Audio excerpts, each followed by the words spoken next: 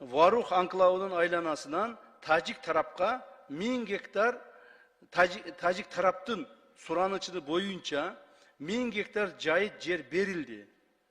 Анын ордуна Чоңалай районунун Караган-Сай участогынан Тажик тараптан 1000 гектар жер жайыт алынды. Билесиздер, ошол Тажик тарап бизден суранып атат, биздин варухта адамдар көбөйүп кетти. Эми азыр граница аныкталгандан кийин биз дальше өтө албайбыз. Дальше мурдагыдай пайдалана албайбыз.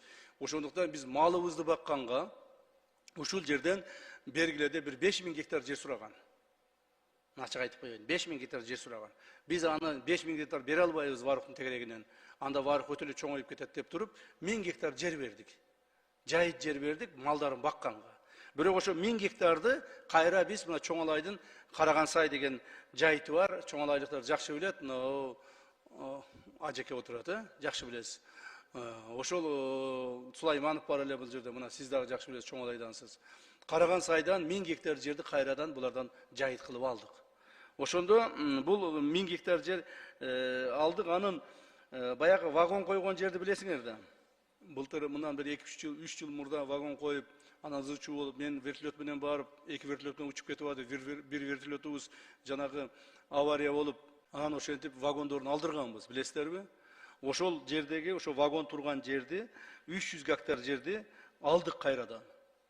Так, ошол жерди алдык. Баягы көпүрө бар эле, билесиңерби? Көпүрө бар. Ошол жерде баягы Караган-Сайга өткөн көпүрө, жанагы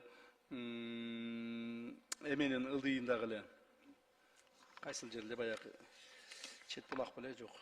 Унжу булактын ылдый жагында көпүрө бар эле. Ошо көпүрө булар тарапка өтүп кеткен болчу. Анан Чоңалайлыктар бизге жаңы көпүрө салып бергиле деп, мен МЧС апарып, жаңы көпүрө салууга даярданып атканбыз. Эми ошо көпүрө биз тарапта калды. Жаңы көпүрө салыштын кереги жок. Ошол көпүрө менен эле ошо жайлоого бара беребиз. Жайлоолор биздики болду. Кудай буйрса ошол жерде Чоңалай районунун жашоочуларына өтө жакшы шарт түзүлдү.